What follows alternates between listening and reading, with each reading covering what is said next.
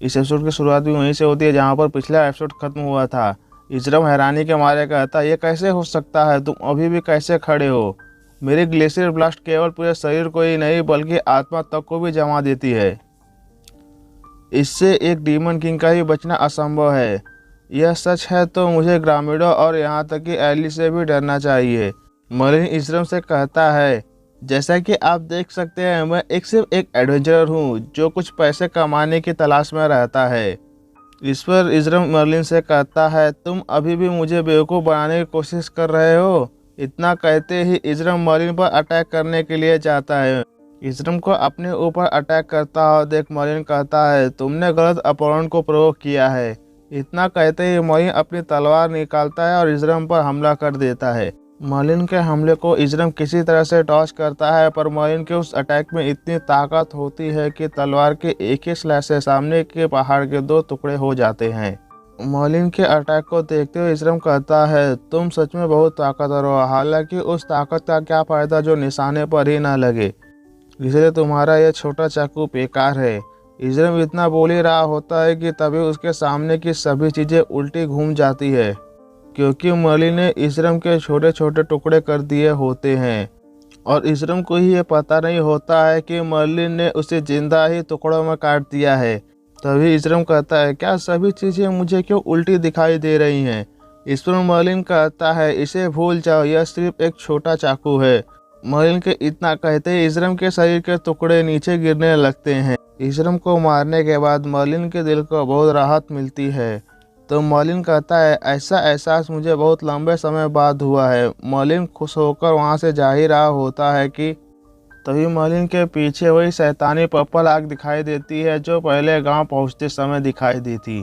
तभी मर्लिन को उसके पीछे किसी के होने का एहसास होता है। जब मर्लिन पीछे मुड़कर देखता है तो उसे इजरम के सर पर कैल्जोना खड़ी हुई दिखाई देती है। कैल्जोना को देखते हुए मर्लिन कहता है, क्या ये वही बूढ़ी औरत है जो मेरा पीछा करते हुए यहाँ आ गई? कैल्जोना अपने हाथ में खंजर लेकर मर्लिन से शैतानी हंसी हंसते हुए कहती है, मैं तुम्हारे साथ अच्छा व्यवहार करूंगी। इतना कहते ही कैल्जोना उस खंजर को इजरम के सर में घुसा देती है। कैल्जोना को खंजर इजरम के सर में मारते हुए देखकर मर्लिन कहता है, उसकी खोपड़ी में क्या है? इतना कहते ही मर्लिन कैल्जोना को घूरकर देखने लगता है।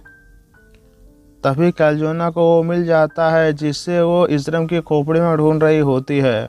वो एक नीले क्रिस्टल को इजरम के सर से निकालते हुए कहती है, आखिरकार ये मेरा हुआ। मर्लिन उस क्रिस्टल को देखकर चिल्लाते हुए कहता है, क्या वो एक इनहेरिटेंस क्रिस्टल है?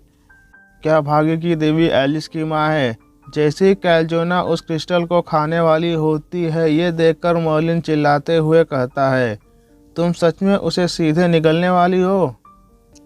मर्लिन ये सभी बातें बोल ही रहा होता है कि तभी कैल्जोना उस क्रिस्टल को निगल जाती है। जैसे ही कैल्जोना उस क्रिस्टल को निगल जाती है वैसे ही उसकी एक जोरदार चीख निकलती है और उसके बाल सफ़ेद होने लगते हैं। कैल्जोना के कपड़े भी फटने लगते हैं। उसके पेट पर 2 पंख निकल आते हैं और वो पूरी तरह से एक ड्रैगन में ट्रांसफॉर्म हो जाती हैं। ड्रैगन में ट्रांसफॉर्म होने के बाद कैल्जोना कहती है, क्या यही ड्रैगन की शक्तियाँ है? यह तो बहुत अमेजिंग है। कैल्जोना अपनी नई शक्तियों को समझ ही रही होती है कि तभी उसे सैकड़ों मील दूर का दृश्य दिखाई देने लगता है। तभी वो कहती है, मुझे केवल सैकड़ों मील दूर के दृश्य ही नहीं दिखाई दे रहे हैं, यहाँ तक कि मुझे मेरे अपोनेंट के रक्त प्रवाह और सांसें भी स्पष्ट रूप से सुनाई दे रहा है।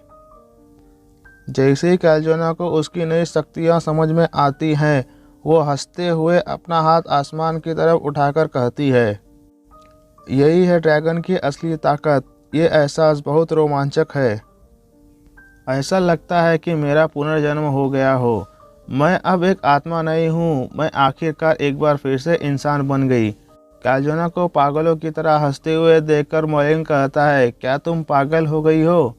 मर्लिन की आवाज़ सुनकर कैल्जोना का ध्यान मर्लिन पर जाता है तो वह उससे कहती है, तुम किस बारे में बात कर रहे हो? इतना कहते ही कैल्जोना अपने पंजों से मर्लिन पर एक वेव अटैक करते हुए कहती है, अब मैं तुमसे अपना बदला लूँगी।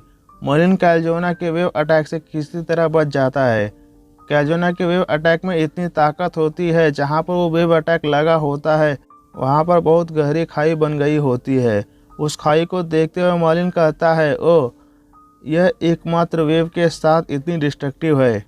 मर्लिन कैल्जोना की ताकत को आखिर रहा होता है कि तभी कैल्जोना हंसते हुए मर्लिन से कहती है, डैगर के इनहेरिटेज क्रिस्टल के साथ मेरी ताकत पवित्र रैंक से भी बहुत ऊपर है।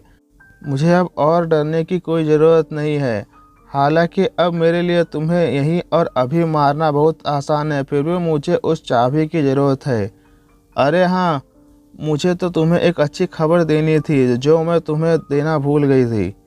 तो चलो अब मैं तुम्हें वो खबर सुना देती हूँ कि मैंने तुम्हारी प्यारी पत्नी को बंदी बना लिया है।